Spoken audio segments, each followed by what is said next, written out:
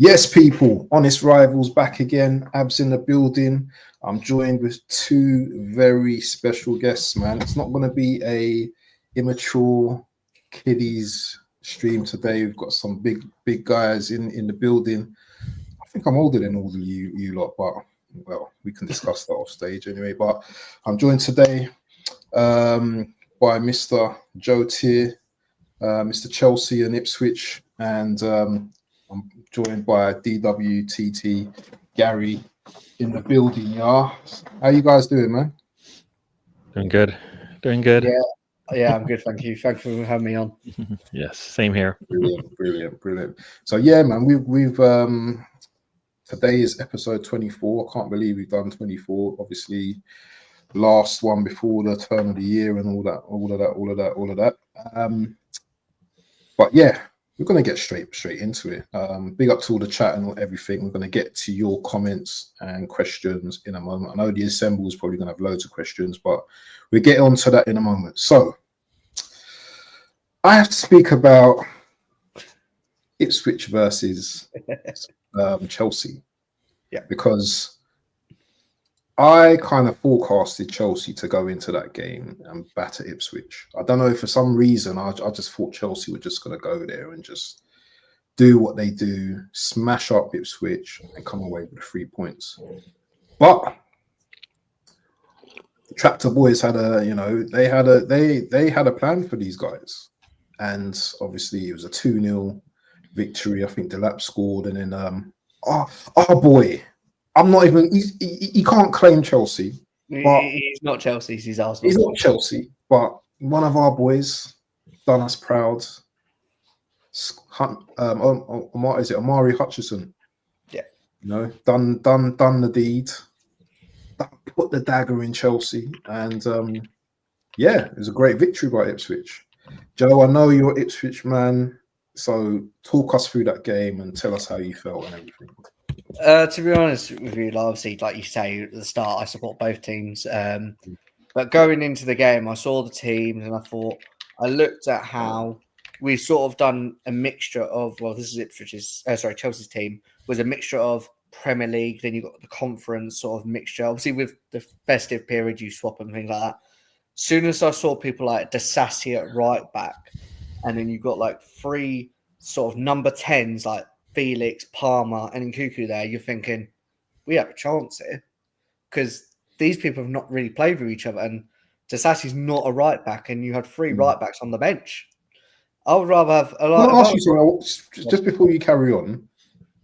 Now, I want to just get into Maresca's thinking. Why has he put Disassi right back then? What's all the change of? I don't understand. I think with the festive periods, I sort of get it, but at the same time, he's not a right back. I'd rather play someone like Action Pong in there, because get him some game time, and if he gets it wrong, he can work on it. He knows what to do. But Disassi, for me, it was like he was there because when we go attacking, Kuka has that invert, and then we have three at the back. But I'm just like, nah. As soon as I saw Disassi, I was like, Ipswich can just go on that side. So, but yeah, all the goals there. I didn't think it was a pen, to be honest. I felt like Delap sort of took out himself more than Jurgensen did. And like you say, Amari Hutchison, he is Arsenal's. We only gave him one game, and he came on briefly against Man City in the FA Cup.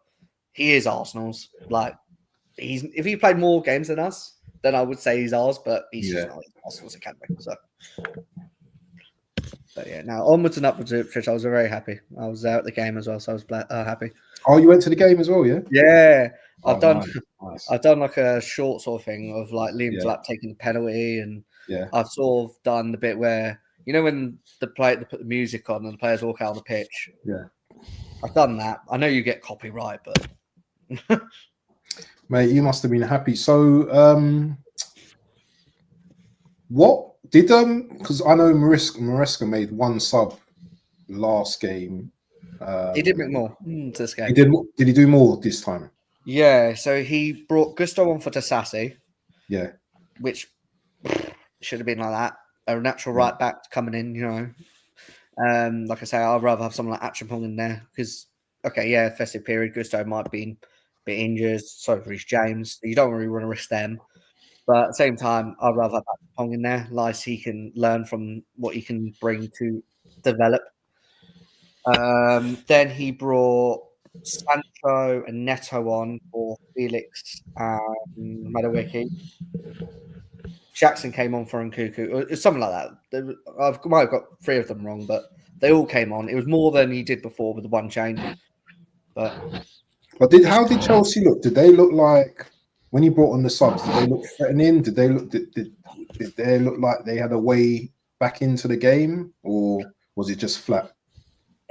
For me, it was a bit flat. I mean, the first half, the amount of times like Cucurella was literally open, but then we would always target the right. Chelsea would always go to the right side, but Ipswich's left. But then when Chelsea had the ball with Madueke, you always have that overlap with the right back. But Disasi don't do that. So you're always there like Madueke's got to do it himself, which he didn't have a good game, I'll be honest. But I don't think no one really did from Chelsea. The only one I thought he could do quite well was probably Enzo, because the amount of times he would get the ball and like either ping the ball forwards or get the ball, go forward with it. But it's Chelsea always do bad around December time, so it is what it is. So, but like you say, I'd rather have Achapong at right back over to Sassy, to be fair. But So you just think it's just a temporary blip. DWT, what do you think this means, like in the grand scheme of things for the league right now? Because we know Forest are second right now, and obviously we've got our game tomorrow against Brentford, which we don't know what the outcome of that game will be. But do you think Chelsea, do you think they're going to dust themselves down and go again next week, or obviously this week? Yeah, I mean, I kind of feel like Chelsea, they are what they are. They're a little suspect on the back. And what I've seen in many games is if the opponents are not having good shooting days, you're going to get outshot by them and you're probably going to lose. Because they on the attack side, they're going to beat you. And they're going to beat most teams, right? If they're having a good day on the attack, you're going to lose. But defensively, they will give you chances. And I've seen it pretty much in every game they've had. They're going to give you chances. If you're clinical, you able to put them away, put pressure on their back line, you're going to get chances to compete in the game and maybe get some points. And we've seen that. And that was, I mean, I think the fact that they were coming in on a winning streak maybe meant that luck of the opponent just not having a good shooting day, it was going to come back to haunt them, and it did. They didn't have a good day shooting, which I think is kind of up. They've been up and down like that all season, but they've been able to get one or two across the line. Yesterday, they struggled. And hello, everybody who joined from the channel, all the friends of the channel. But I think what we saw yesterday is kind of what I believe is the major concern for them. Defensively, they're not where they need to be. Offensively, they got the talent. They just need, it's going to take a while to click. We've seen that inconsistency with them. So for me, that's what you probably have seen in many games. The difference is the opponent has basically not been able to finish their dinner. And yesterday, Ipswich was, I think playing Arsenal before that and coming into this game, they kind of like they probably were like, wow, somebody just opened the door for us, right? Against Arsenal, not so many chances to get by defensively. I think we're pretty strong. So I think that's after you play Arsenal, you play another team. I think you see a dip in the defensive formation and structure and play, and it probably looks like somebody just opened the door for you. You know what I mean? So I kind of felt like, they threatened us as well. All right, they didn't get any across the line, but against Chelsea, you're going to get more chances, and we saw that. So for me, I've been saying this pretty much even when they took, they jumped ahead and were sitting second pretty solidly with chances to pull away. Defensively, that was going to be their main key for me, and it showed up yesterday. The offense has been like that all season, but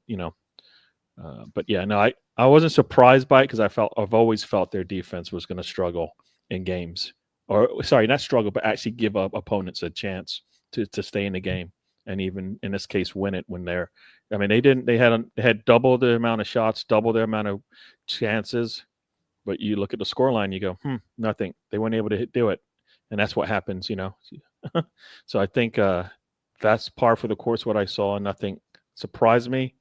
What surprised me, is that teams haven't been able to take advantage of them as much. And we saw that yesterday. Ipswich, a really good game. I think coming into that game after the one they played against Arsenal was probably a good lift for them. So you want to be trending upwards, and that I think they can take what they did in the previous game, brought it into the last one, and we saw what we saw. I mean, Delap has always been he's been a player that usually puts a lot of pressure on defenses. I don't think Chelsea has a player that can compete with him like some other teams. So yeah, no, they and this season has proved it, right? I mean, you've seen. I mean, Everton is surprising everyone, and everybody's thinking they're going to be out the league at some point. But I think there's some of these teams they're structurally sound. They're not going to give you anything. They're not going to pressure you, but they're not going to give you anything. So I think this is it's a good and bad year depending on who you are. So yeah, no surprise for me on that game. It's all a matter of will it happen, or will Chelsea be more consistent? And we saw that yesterday, right? I mean, they had chances, but couldn't do it. So, and it comes back to we always say those misses will come back to haunt you, and it did. So So maybe it's the obvious thing, but like I said, defensively, that's going to be their Achilles heel until they fix that. Offensively, it's going to take a while to click, so they can get the consistency right. But defense, I think they still need more parts to fix that up. So just a quick one before we move on. There's been talk or gossip about maybe Delap going to Chelsea. Open room here now, so you can talk when when you need to. But do you think Delap could fit into this Chelsea side? Because he is talented, as you know, and he offers something different to what Jackson does. Technically, I think he's very sound. I think he's a very, very good player. But what do you guys think? Do you want to go, Gary? Or? I'll let you go. Mm-hmm. I think with Delap, I think he will be a good player. Don't get me wrong, but I think it depends how much, because we're at the moment we're sort of in the driving seat. But the only ones that could get him quite on a cheap is Man City, because they've got that buyback option on him. They've got 20 million on him. So what they could do, if you're City, you could be like, we'll sign him for 20, and then Chelsea can, let's say Chelsea, for instance, 50, 60, then they can sell him to Chelsea for 50, 60. That's how football is nowadays. It's just a bit mental. It really is. We've been linked with, like you say, with Delap, and also the other one was Evan Ferguson of Brighton as well with Chelsea. Mm-hmm. I think Jackson does need that, come on, because he did have that chance. Yes, he was offside, but because he's still raw, he needs that competition to keep him going. Yeah. But like you say, with Delap, he is like sort of like McKenna's sort of style of play. Like he likes that big, tall striker that is a nuisance for defenders. Yeah. And like what Gary said, like with Chelsea, we haven't got that sort of leader, or like you look at Arsenal and look at Liverpool, like with the Van Dijks and Gabriel. And I would mention Saliba, but like Gabriel is teaching Saliba, like this is how you do it, sort of thing. And now Saliba's learning that. Yeah. So that's the difference between, like the Liverpools, Arsenals, and then you got down here, you got Chelsea, because we've not got any leaders at the centre back role. Do you know what? That's a good point. That's a very good point. Very good point, Gary. Yeah. No, Delap, huh? No, I think it's just, for me, it's just an age thing. Do you want to put the money towards getting him in and waiting a little bit? Because is he going to be clicking, the way you want immediately? I think it might take some time, especially going from where he is now to like a team that's like challenging and needing him to be on it every day. That's the pressure sometimes for these young players, right? He's only 21, so he's got time. Having if he went, for example, if he did go to Chelsea, at least you've got two young players there that Jackson, I guess, is young in the sense that he's just finally doing it now. But two young players that can probably play off each other, and who knows what if they're willing to compete, you could have a good thing there. I could see him coming to Arsenal, but I don't know. I think we need something a little bit more established, Right. I mean, he's just coming up. I mean, it'd be nice to already have somebody and then bring him in. Like, I don't know why it wouldn't make sense for him not, like if City really needed to try something different. They've got Harlem, but that requires something. Maybe Delap brings a little bit something different to the table, and they can have a 1-2 punch there up top, and it wouldn't cost them much. I mean, for me, I mean, they need something different, right? And so why I'm surprised. I would be like, why wouldn't they take them? Why? And then would Delap want to go back to City? If there's a chance, I don't know. That seems, yeah, they're struggling, but they're struggling and they're sitting in sixth right now. So if you can help them bump that up a little bit, who knows where they go. So no, it'd be a good player to have. I think it's just I think it might take some time to get him where you want. If you're talking about be a top striker in the Premier League, it's hard to get up there as we've seen. All right, so yeah, he's got he is definitely the strong type, and I think you've seen it. Like I said, you've seen a difference when he comes up against some of the top center backs and not. I mean, he looked, if that's a different type of striker, one-on-one with Saliba, would it look any different? Probably not, right? Because Haaland hasn't been able to get by. Gabriel hasn't been able to get by. Hasn't been getting, but Haaland's been able to get past him either. So it just might be one of those days. But against most teams, he's going to have fun, all right? And we've seen him have a lot of fun in these games. So, well, he get the service at Chelsea, no doubt. Yeah, so and technically he's quite sound as well, and I think he'd be a decent finisher as well. So, but obviously he's worked under Maresca as well when he was at Man City Youth Academy, and one of the youth sort of like higher up people's joined Chelsea called Joe Shields, so he knows him quite well. Yeah. One of my mates actually, who I worked with years ago. What's his bloody name, man?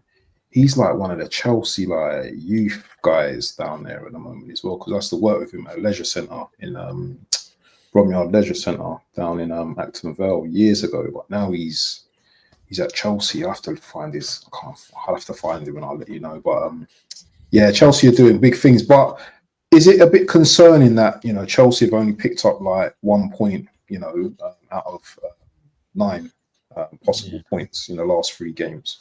Is it concerning, Joe, or is it just it's a blip that we can get over? One, I just think we always do bad in December times, and the other thing I just think is you look at the games you mentioned.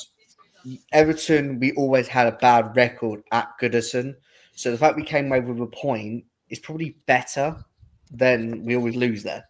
So you always get the point gained on that. Fulham at home, you sure would think you should have beat them, which we should. But credit to Fulham, they were brilliant throughout the game. By far the better team out there. And obviously Enzo made one change in that game. And then, like you say, with Ipswich, just low blocks, medium blocks. We haven't tackled that yet.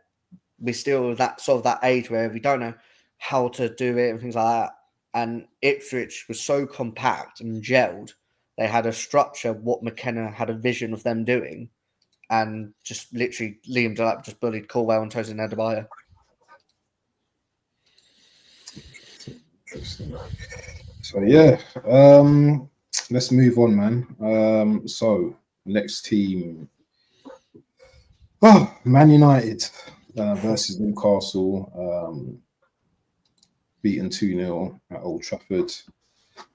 I think they've lost 3 games now, records since they haven't lost 3 games in a row at home since 1979. So Ruben Amorim's already breaking records now. We've seen this before with Ten Hag as well. All I keep hearing from the fans is it's the players, it's the players, it's the players. But surely Amorim has to take some responsibility for what's going on at Man United, or is it just the players, as the fans say? Anyone could. I'm gonna say, it's gonna take time. So for them to get better, it's gonna look negative, but I think that's because it's gonna take time for them to actually. I think he has to understand his players. I think the first time I saw him manage his squad, at least from my view, when I looked at his face, it was like I didn't know it was this bad. You know what I mean? I didn't know that it was this bad. It's kind of what I read on his face. Um, we know everybody expects that Manchester United will go out there and get the players that they need going forward, but for him to get it's one of those things where can a manager, a young manager like him, kind of put his wants to the side for a little bit for the good of the squad and just try to get the best out of the squad to what he's got, right? He's got half a season to get something out of them, even if that means they're selling most of them anyways. But do you just do whatever, get overachieve with what you got? Meaning you might have to take your 3 at the back and do something a little different just to get something out of the squad to see it through. Unless they have some numbers coming, some players coming in, and that would means players going out as well. So I think they're going to get. I believe he's a good manager. I think it's one of these things where it's going to take time, and will they be able to bite their tongue when things look like this? I mean, I don't think they had a good run when he came in. Now they're struggling. If he had spread this across the total number of games, it wouldn't feel as bad. So for me, I kind of felt like it's going to look worse, but I think as a squad, it will get better in the long term. So this is a long-term fix, right? This isn't he was going to come in and everything they're just going to gel and start playing good. I mean, we've seen all the same problems we're seeing now. I mean, I feel like he hasn't figured out that, guess what, maybe set pieces is something we need to concentrate on a little bit more. But otherwise, I think, you look at the stats and they're quite equal in this game. But those first 20 minutes game's over by then. And that's probably a mentality thing, and that's going to be hard to break. So, the way he played, the way they played against Arsenal, they probably came out Newcastle not thinking they needed to be as disciplined in their structure, and they paid for it. So, I think we could put pressure on them just like Newcastle can. So I kind of felt like, what? They needed to, I think it's going to take time. Yeah. So it's going to take time. This isn't a 1 month fix. This is a couple year fix. Will they be patient enough to let it play out? That's going to be the question. I don't think teams usually are like that, but they've created this mess over the last since Fergie has left. They haven't really got to a point where consistently they're getting better every year. Right, so they've either gone up and down, up and down, up and up and down. Now they need to settle and just like build up from there. So yeah, we should enjoy this because we know, as an Arsenal fan, we know what it takes to revamp an entire squad. It's not a one season thing. It's not a one window thing. It takes a couple of windows because you're going to have some consistency, and then it's going to dip when you go through the trials of a season. Right. So, yeah, I think we should enjoy it. Like for me, it's the same way with Chelsea. They get all the talent once they can get a manager to make it click. We'll see. You'll see better from them because they have the money. Same thing with Manchester United. So we'll wait and see how this. It's all about patience for me if they're going to make it work. Hate giving them answers to their questions, but I think it's a patience thing. Just he's going to have to see this one out and take it. It's going to hurt, but that's what happens when you take a job like this. So, do you think there's any risk of because this can get, as you said, Joe, this can get really, really bad for them? Because watching that game yesterday, although they kind of got back into the game a little bit, Newcastle could have scored 4 or 5 goals yesterday, easy. And it's just worrying for me that, Amorim, obviously, he has to do something, because if there weren't teams worse off than him at this stage of the season, that's relegation form for me with Man United. They're only on 23, is it 20, how was it, 23 points or 22 points or something like that? Measly points. They're like double away from Liverpool.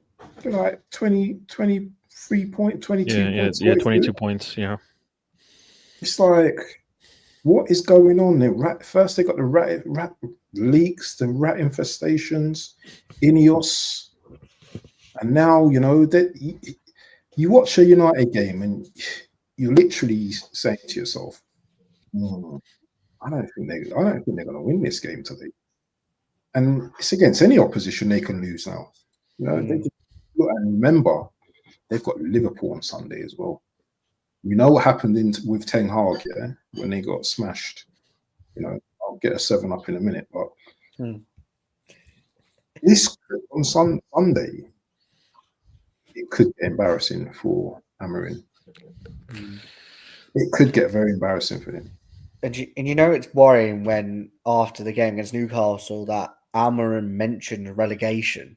Like, when do you ever see that or hear from United?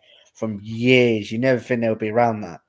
But as soon as Amarin said it yesterday, it does scream alarm bells.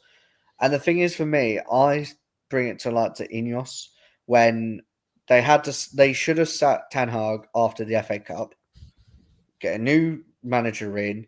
He gets the pre-season, decides what he wants from the team, and then he stays who goes and who they want to bring in.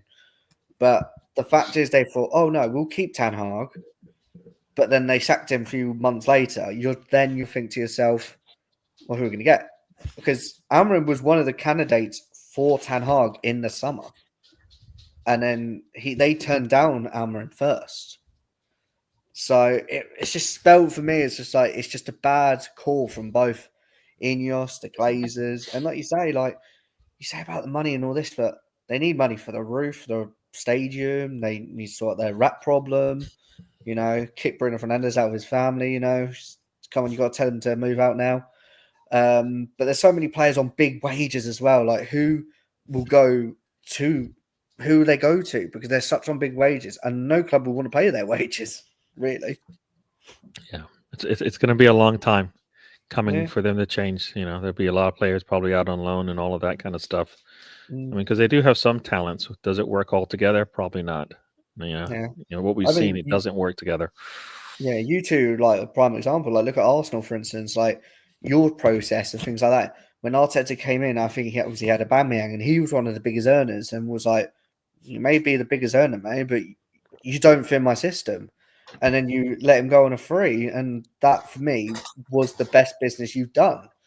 Because he was such a bad role model for the Sackers, the Lewis Skellys, the Ethan Nwagoris, by turning up late for training. And you got to turn around and say to him, well, we don't want our youngsters to do that. You're meant to be the leader, set by an example. And if you don't do it, then see you later, we'll terminate your contract. And to be honest, that's the best thing that Arsenal have done. Definitely. Yeah, I personally didn't like that because just before that, Arsenal re-upped with him. So for me, it's one of those bad businesses, good position. It sounds like after the fact, you're looking at it going, why did you sign him if you weren't necessarily going to build around him? They signed him, they wanted to keep him for what prestige perspective because he was a top scorer in the league, knowing full well that maybe he didn't have the mentality to be the player they wanted, or his skill set was going to diminish, whatever the case may be. But everything seemed to crumble at the same time, right? They didn't want him anymore. His play wasn't good. Mine wasn't right, all those types of things. And then it made it easy to let him go. But I kind of felt like you stranglehold yourself because you did put a lot of money on the table for him and then realized you didn't want him. So for me, it's that part, it's on the teams. I mean, all these teams, when we talk about their players making all this money, did they not see that holding on to these players was not in a long term not good? Especially when you look at all the other teams in the league that have quality players that definitely aren't making as much. Why give you a lot more? Right? It's not always the top players getting the top money. Sometimes those players right below them that are, those role players, as we call them over here, that give you the ability to get ahead. Because, a lot of these teams sitting at the bottom of the table, a lot of them have players that you go, I could take them. I'll take them, and there's a reason for that. So, you got to find that as well. So it's a squad thing. It's not just the top players making the top money is going to work. So yeah, no, I didn't like it at the time, letting a man go after paying him. That's the part that I didn't like, because the whole process didn't make any sense. A year later, it only took 6 months to figure out you didn't like him anymore. What happened before you signed him? You know what I mean? Like like I'd rather not hold on to a player just because of the value that you think you might lose if the chances that you think he'll be worth less to you as a squad can happen so quickly. You might as well just let him walk, all right? Or not re-sign him and just let him play out his contract. I mean, they did that for Partey, and you see what happened there, right? Now can pretty much go where he wants, but at some point you can't take the monetary risk if you can't, especially you don't want to take that risk. So, yeah, it's kind of how I see that one going. So yeah, no, it's going to take them time, but I think they have the money to go out and buy. Like the thing is, they bring in quality players as opposed to just players that want to earn a paycheck, right? I mean, Bruno Fernandes being the captain, for me, that's not good. He's not a captain material. He's not a leader. If he's having a good day, then everybody should be happy. If the team's having a bad day, he's looking around. No, it's you. It's on you, right? We say it all the time. It's on you, the captain, right? It's on you. Like if he gets compared to a lot of players. Like on a bad day, City's having a bad day. KDB is the one that makes the shot, right? So come along with me, right? That's kind of what they needed out of him because he's supposed to be able to bring that to the squad. So yeah, I don't know. Yeah, that's my take there. Yeah, no. But yeah, it's gonna take time. So while it takes time, we should be able to laugh at them. I mean, relegation seems crazy. There's 7 points in relegation right now, right? And like 20, are they 20? Are they almost? What is it? 18 points. 15 points from getting top four, or 13 points from getting top four. 11 points from getting top four. Yeah, they're closer to the bottom than the top, as somebody said, right? Yep, definitely. Joe, you got anything to say about United?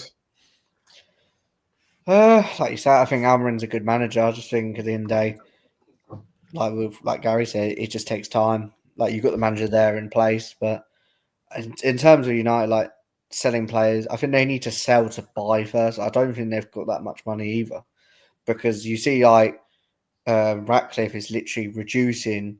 Like United always had a thing. I think they used to give like £100 to their like people around the club. He slashed that. He'd give them like 30 quid Marks and Spencer's vouchers. Like that's how much decline they've got. And then they've got this like fundraising they do for this like Man U Legends thing. That's gone. So you're just like, where is this going? Like, I thought Man United, like the biggest institution, in England, possibly second, third in the world. Mm-hmm. What's all this cut? This cuts and all that stuff now. Why? I just don't get it. I really don't. But then you still got a leaky roof. Almond's press conference, it was leaky. You know what I mean? Like rats and things like that. So it just shows. They call that the institutional,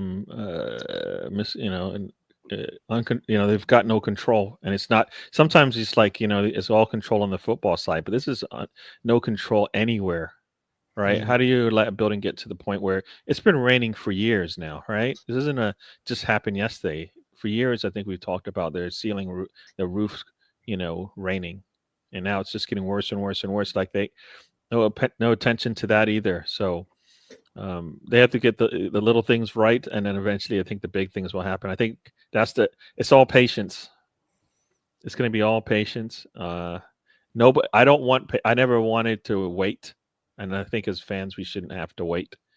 But after you go through it and then you see like the gradual improvement, I always say you want to get better one game to the next. That's it, just a little bit.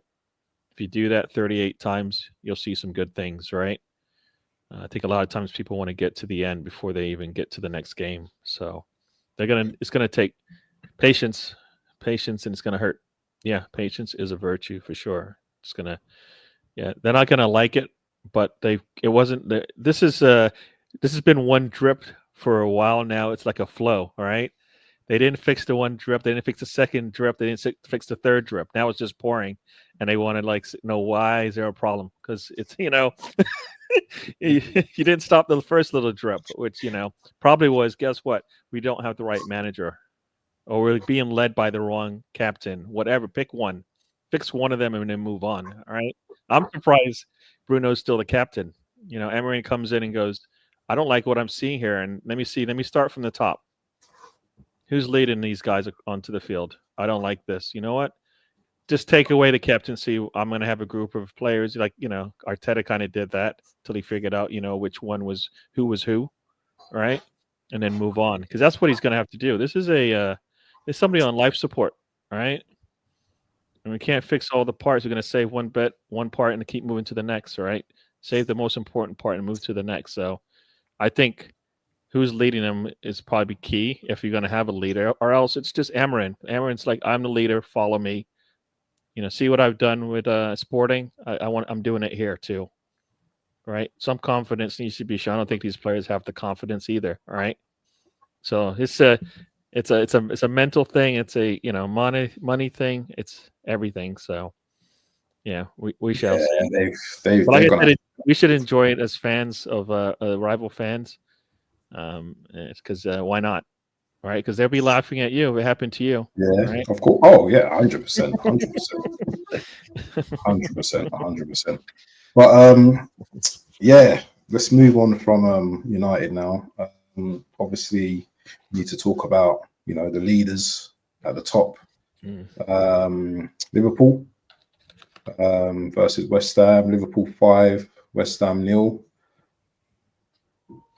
Liverpool are showing no sign of regression or sign of slowing down in this league. We might as well just give them the big ears now. We can talk about them dropping points here, there, or anywhere, but they've got someone called Salah at the moment. And obviously Diaz as well is cooking as well. They're all cooking at the moment. Talk to me.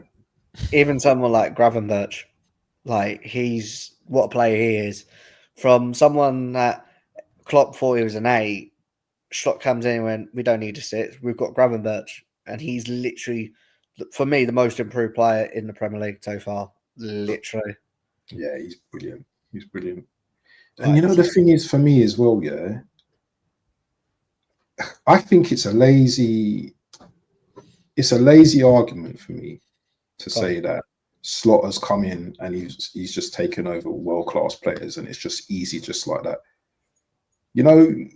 World-class players can also rebel against, managers they don't respect and think, we ain't gonna play for this guy. But he seems to be getting the maximum out of his players at the moment. Even the ones that Klopp couldn't get the maximum out of last season. If you look at his record the last 2 years, so obviously final, he went unbeaten. He's only lost 1 game. This year. Yeah, this season, yeah. Against Forest, yeah. Mental. That's an amazing record. And the thing is, it's such a big gap from the Dutch league to the Prem, like Tanel, for instance, for example. Like, yeah, like you say, you just got to give Slot a lot of credit. You really do.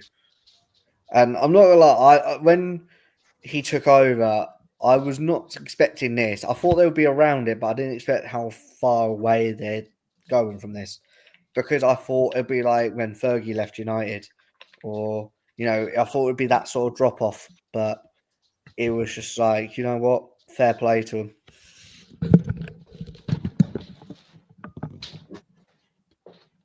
Yeah. What is so why not says Man United continues suffer persist and KG, that comedian art stars opts for a ceasefire yesterday in his live. Funny guy. Can work with a different approach. Yeah. For me, I just think Liverpool. It's a question of how many can they win now? Because I think the Premier League is literally theirs. Can they win the Champions League? Maybe do a treble. Maybe a quad. Who knows? It's crazy at the moment. It's crazy the way Liverpool approach this season. Like they've just they just hit the ground running. You know, players like Salah's breaking records. You know, what's he got? Something like 30 GA or just under 30 GA, like in December. Literally, You know? yeah, I think that is, yeah. It's crazy. It's seriously crazy, man. And the thing is, what's more crazy is like you saw when they literally done Tottenham, and you look at the players who did really well in that game, like Szoboszlai, Diaz, and then come Leicester, they were on the bench. So you could tell he knows how he wants to bring the players in and things like that, and they all put a shift in for him, you know. And it's just like you think to yourself, like they've got that such good togetherness with him, and he's got something going there. Definitely.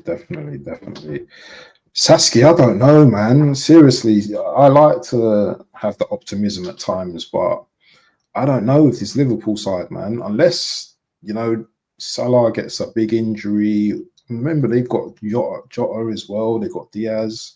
They've got a team that can score goals. I'll tell you something, yeah. As an Arsenal fan, as much as I hate it, yeah, I enjoy watching Liverpool games because you're seeing the attack, you're seeing them. It's not pass, take your time, pass. Liverpool and Chelsea have been probably among the most entertaining teams this season.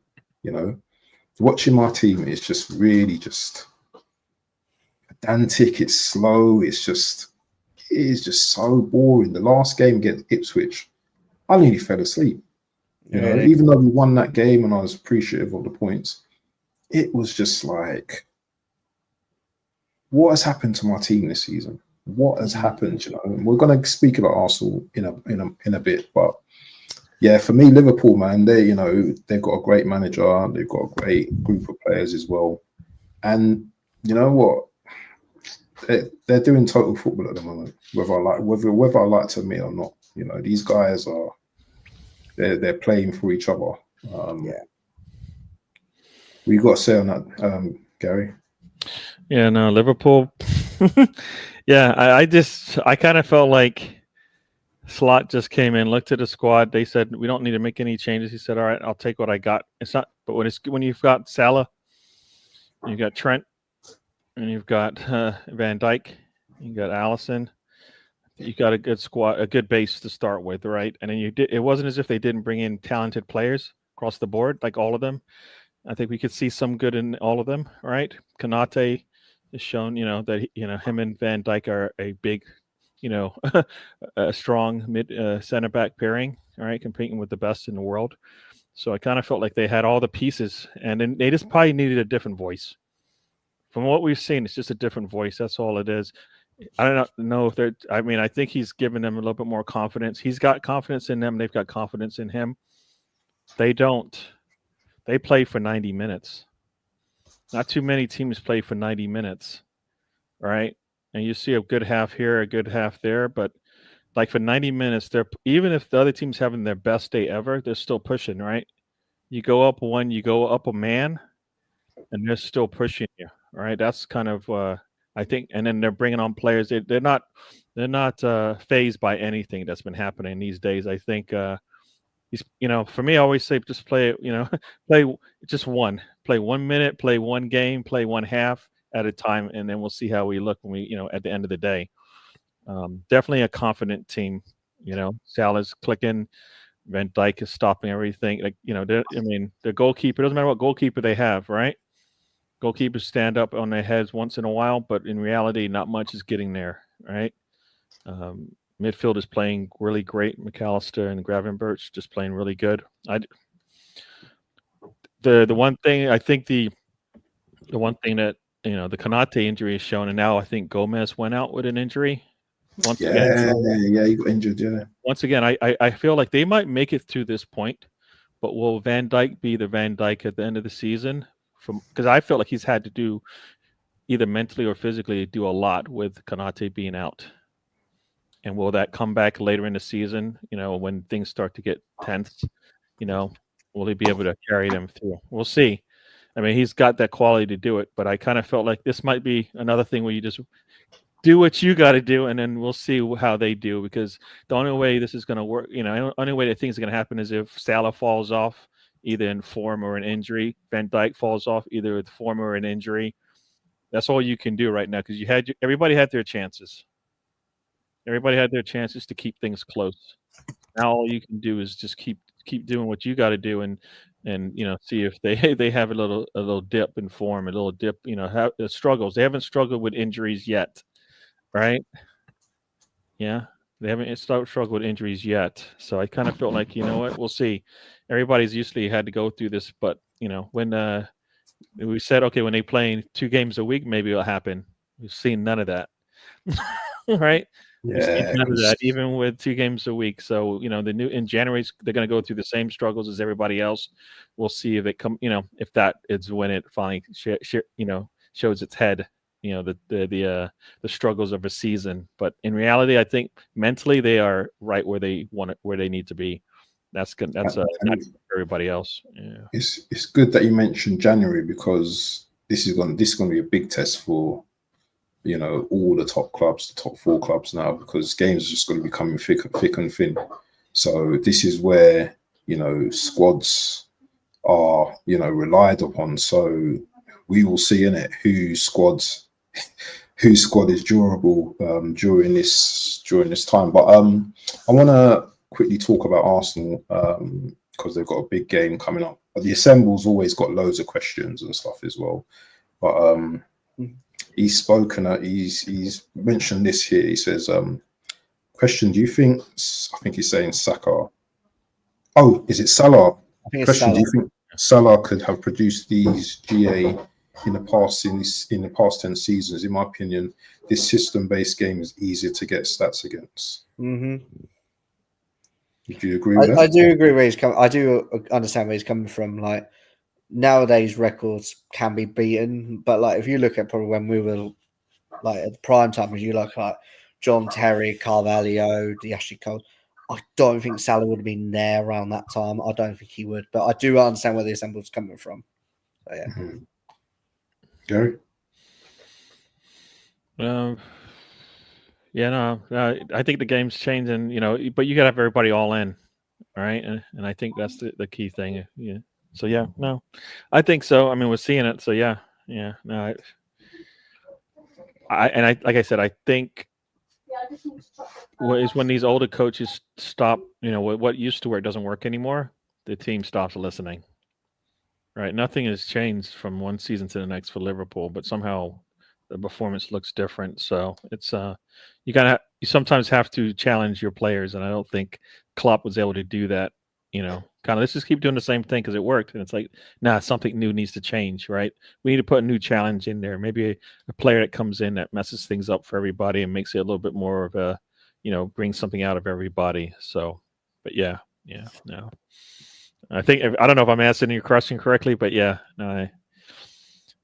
I'm surprised Salah is playing so much. You're up 3-0 at half. I don't know. I think you save him. Defensively, they've been solid to some degree, but we'll see. Like I said, that's the only thing that's going to help the rest of the league.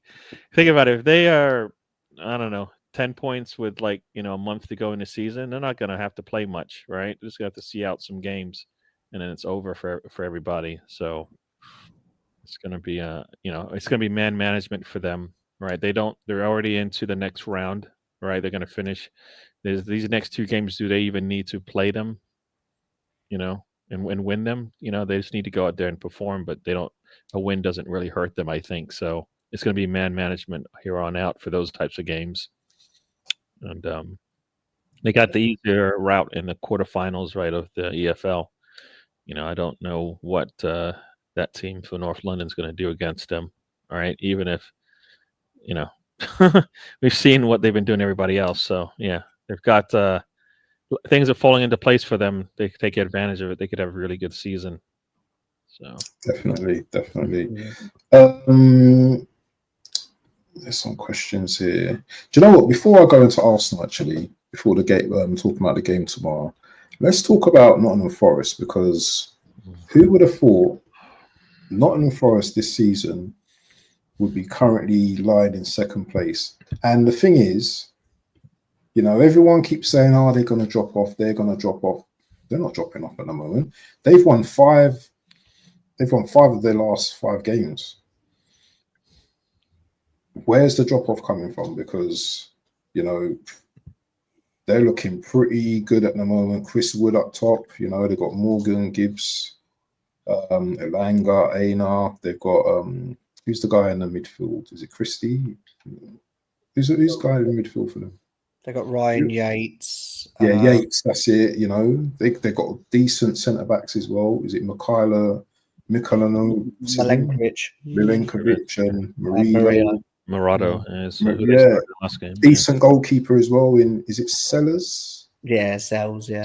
Sells. Sorry. So, how far can they go in terms of like this season? Do you think they can nail down that top 4 place?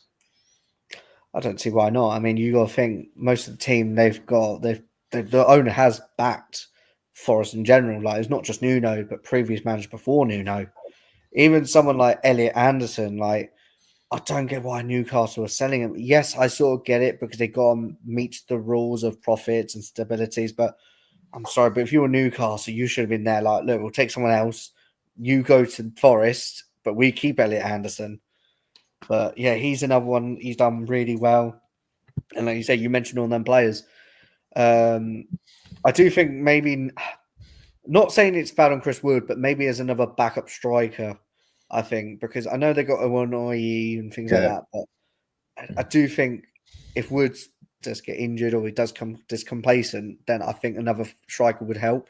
But like you say, the back line just brilliant from Forest. Really is like Murillo, Milenkovic, Anya, Nico Williams. So yeah, all those players, brilliant. Fair play.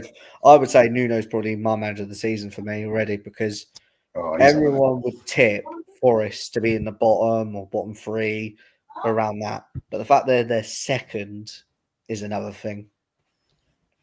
Definitely, man. They're doing well as well. Penguin says I love a centre forward at Arsenal like Wood. Big shit house. Yep, definitely.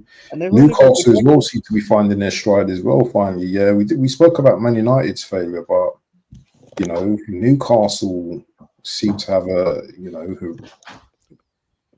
they've got Tonali balling out. Isak, Gordon. They've got a good team. So it's all. This is a very strange season. It's like everyone apart from the top Liverpool are fighting to get into that top 4 spot. It's a weird season, man. I like to say that we're not Liverpool, but we're above the next 3 or 4 teams. Yeah, is where I feel like Arsenal is because if you give a lot, I mean everybody's gonna say I got injuries too. If I tell you you're gonna lose your best, you're gonna lose your captain, your leader, your central, the guy who puts everything in the middle together for a bit of time, and then you're gonna lose your best player, and you're gonna go through all the little things that we've gone through and still sit with the opportunity to finish in second.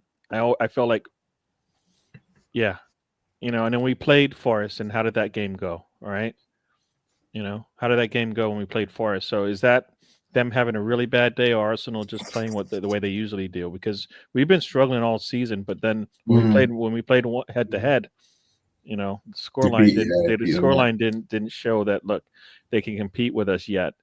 Which is I think we've earned that right to be in a position where we can take over games like that when teams want to come out and play with us, and they realize I shouldn't do it anymore. All right, but until we figure out how to break the seal, break the low block, we're going to be seeing these low games from us. But Forest, I think Nuno's a really good coach. I thought that when he was at Wolves. I don't think he got the time he needed when he went to North London.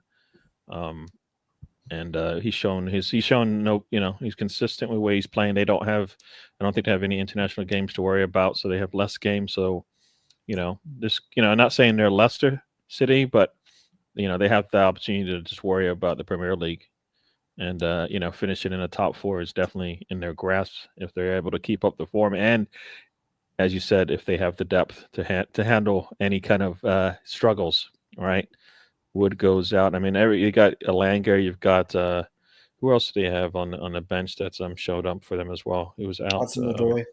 Adoya, yes, Yeah, right. that's That's right. So they've got players that have found their stride now. All right. All right. So I kind of felt like, what, Salas has been really good for them. So, but Do you think yeah. they're strengthening January, Joe? Mm. Or do you think they just keep it as it is? Because you have to be careful as well. If you strengthen, you might, I don't know. Does I it was going to upset say, you don't want to tinker a winning team, but nowadays it's all about having that depth, isn't it? I mean, they've sort of got that depth already, though. Like, like Mr. Guy said here, Gibbs White, Kalamazoo-Doi, Alanga, they're the main three they've got. Then you've got people like this, I think he's called Sosa, and then you've got Jota, who looks like a B-Tech Jack Grealish. So they've got that depth there. It's just like I say, you don't want to overdo it, but you sort of nowadays in football, you do need that depth. And what's interesting with Forest as well is I think that's why I said I think they're looking for a striker. Is you look at all the players that they've got the current, so I wouldn't say they're flops at their previous clubs, but like they didn't really get a look in at those clubs. So you look at Sells, he was at Newcastle. You got Anya was at Chelsea, Nico Williams Liverpool, and then you got Hudson-Odoi Chelsea, Alanga United.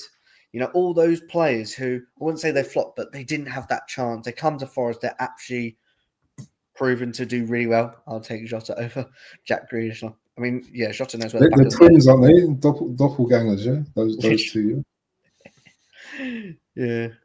But no, I do really mean, but like you don't want to overdo it, but at the same time, it's all about having that depth and having that your role. And I do think they need a backup striker, personally. Quick question: has Nottingham Forest earned your respect? Oh, massively. Same with Bournemouth, same with Fulham, all those teams who shut up and basically put United like where they are, Tottenham where they are. It's not because I don't like them.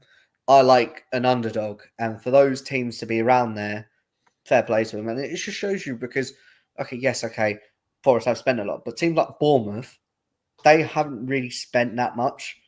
But it just shows you what the manager does with your confidence and how he has his vision into that club. And it just shows you it's really good.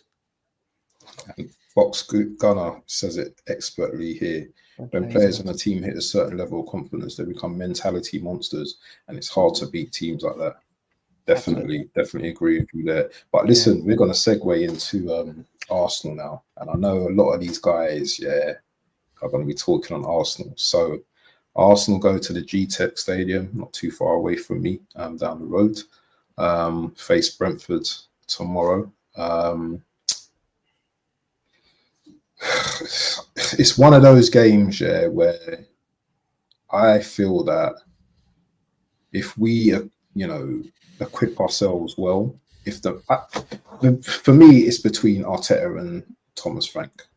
Who's going to be the best tactically over the 90 minutes? Because although on paper we may have the better players or look like having the better players, and position-wise, third against 12th, Brentford have weaponry in terms of Mbeumo and Wissa. 10 goals for Mbeumo this season, 9 for Wissa.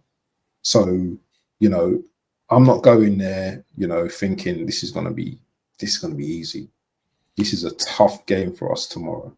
But I think we need to go into that game with the mentality of we're winning this game, not we must win this game. We have to go into that mentality like Liverpool. We're winning this game. What do you guys think of this game? And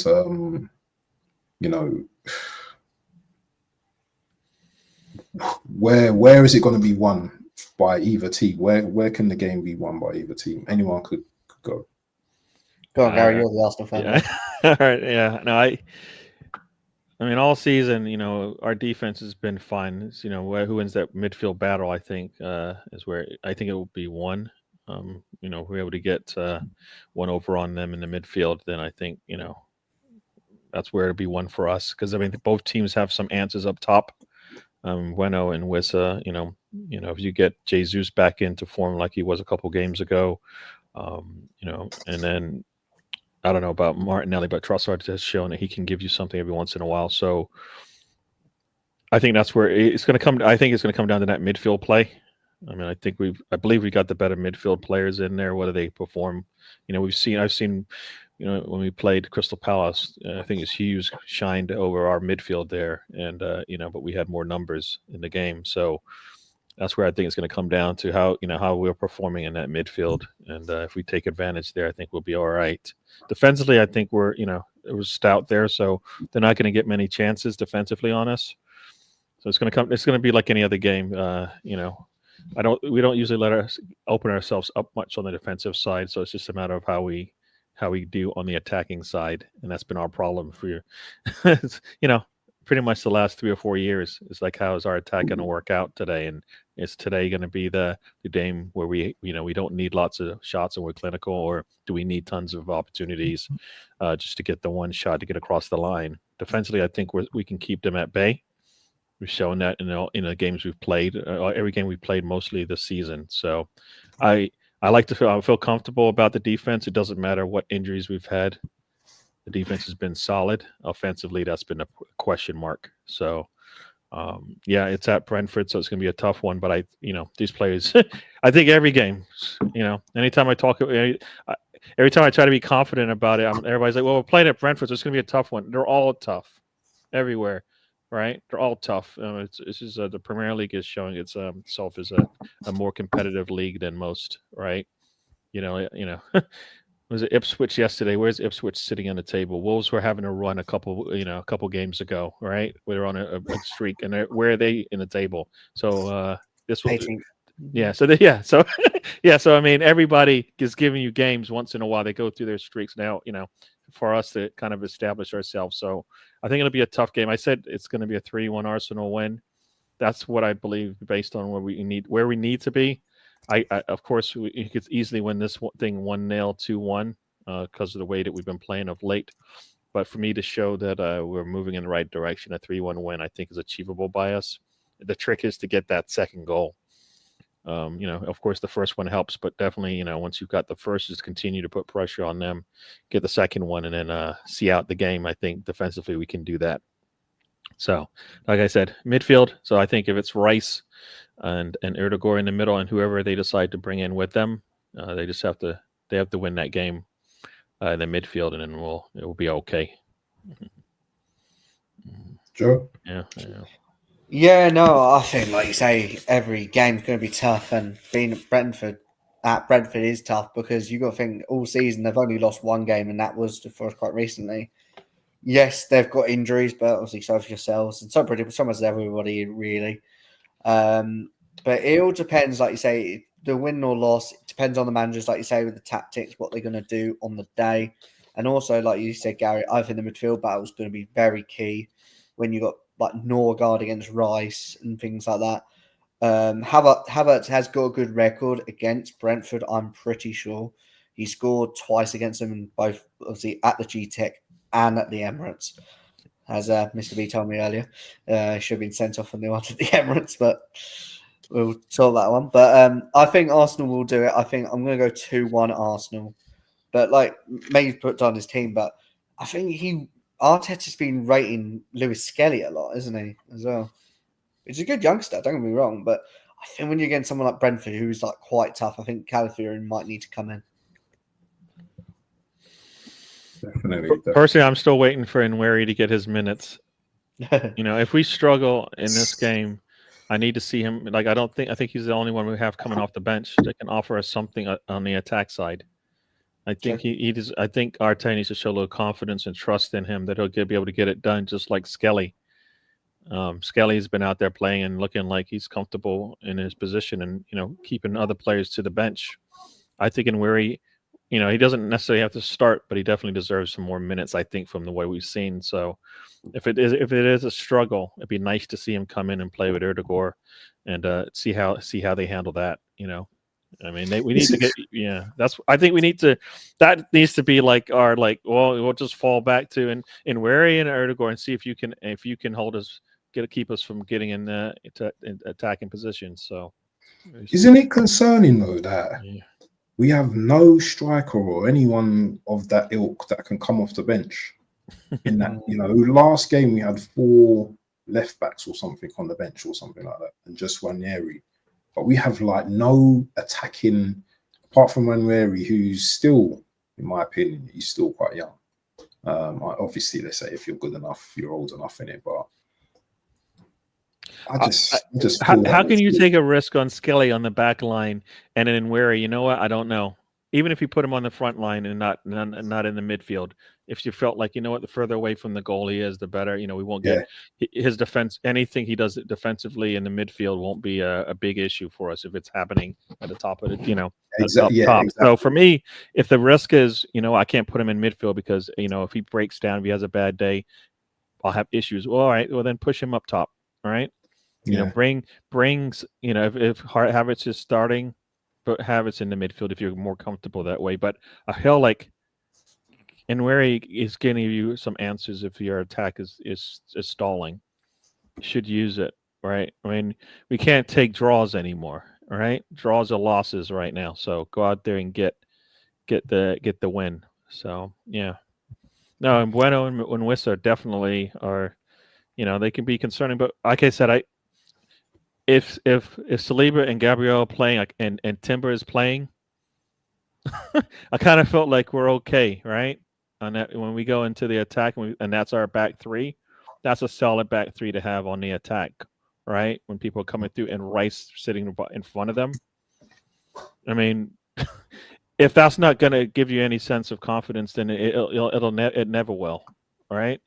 So for me, I felt like you should be able to lean on that.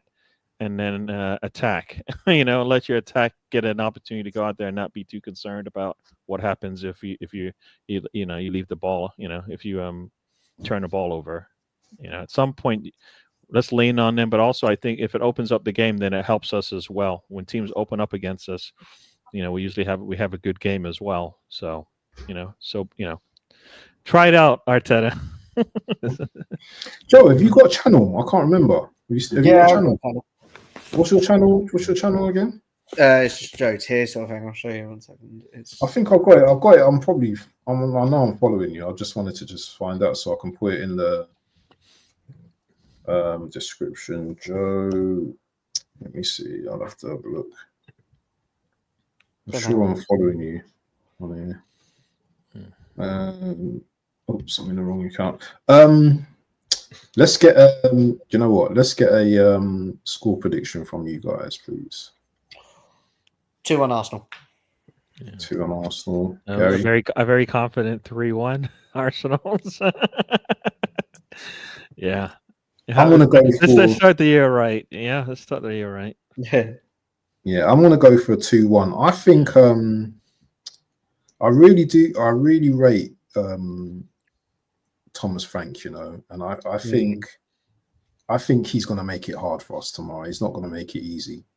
I can see him just. Oh, I've got you, Joe. It's fine. Ah, brilliant. Thank you. Joe Tier 1920. I'm going to put you in the description. Yeah, I don't know why. I don't know why I'll put 1920 down, but that's I'm like real age guys. Is that when he was born or something? Or, I'm joking. Yeah. So. Give us a score prediction, people, in the chat. What are you saying, people? What's the score going to be tomorrow? Yeah. Like Give us a score prediction. 1, wasn't it? It was 1-0 last season at home. It was 1-0 at Brentford, wasn't it? 2-1 at Arsenal because you had Ramsdale in goal, didn't you? Yeah, that's right. Ray was on loan. Yeah, that's right. Because Ray was on loan at you from Brentford at the time. Definitely. And didn't Ramsdale kick it at Vista or something? Yeah. Oh, I remember. Oh, just bring back some memories now. That, Sorry, man. You're just man. trying to make sure. Sorry. Oh, Right, guys. So it's my last episode on Honest Rivals. That's just it's like the Nah, gut punch there. But you know what? We got the win, even though we had to go Yeah, through exactly. a little. You got the win. You got 2 wins. definitely, You need to keep that going definitely. this time around. So yeah. Definitely. Anyway, so guys, yeah, if you look in the description chat, both Joe and DWT's channels are going to be in there.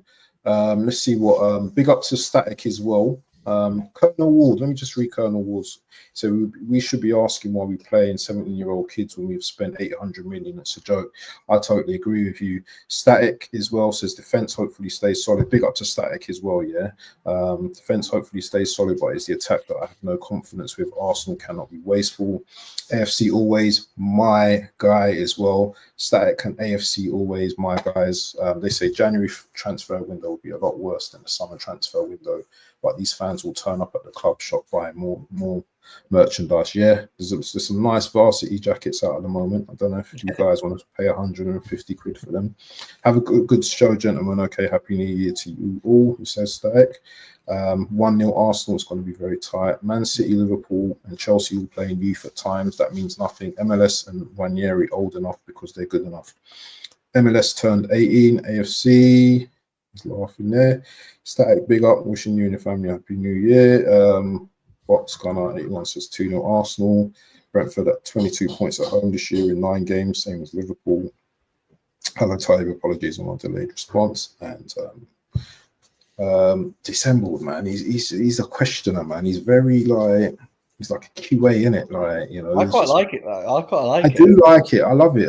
He's always asking, he's very thorough and he's questioning as well.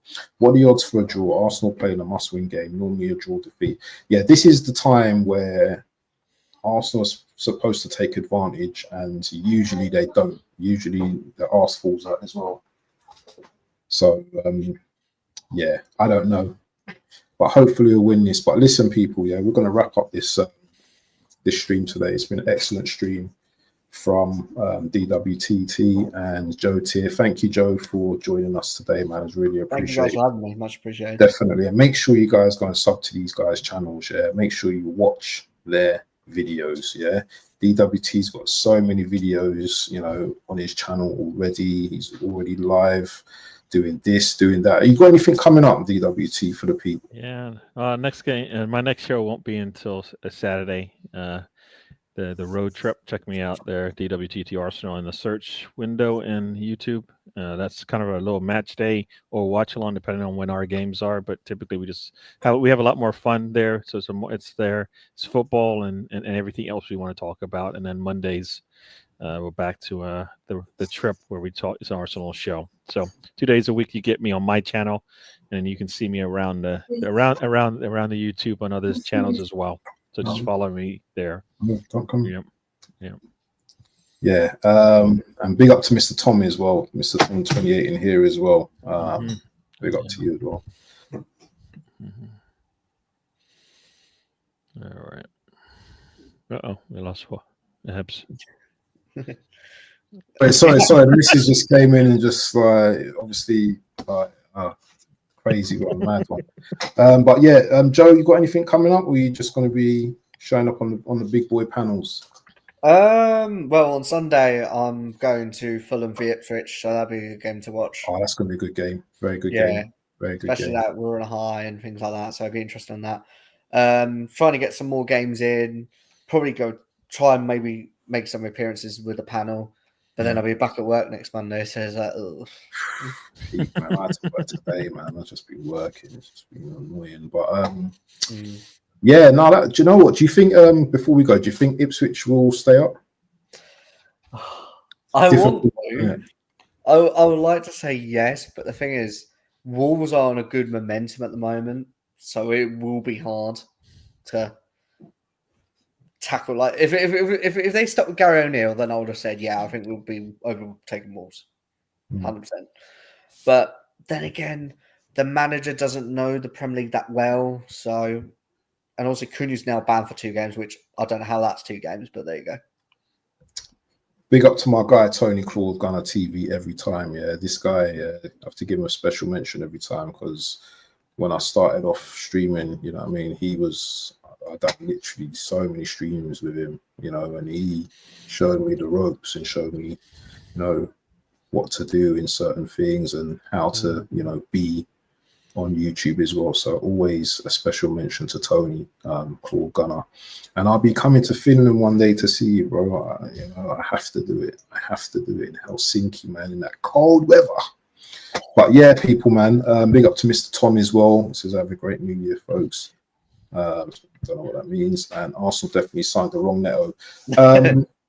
Hopefully, hopefully, my food's ready now, so I'm gonna have to eat. But listen, hopefully January window opens tomorrow, guys. Yeah, hopefully, you know, Arsenal strengthen. Hopefully, Liverpool don't, but we will see in it. We'll see how it pans out. But you know what? 2025, it's Liverpool's to lose. People, big respect, and we are out. Peace. 2025. Let's do this.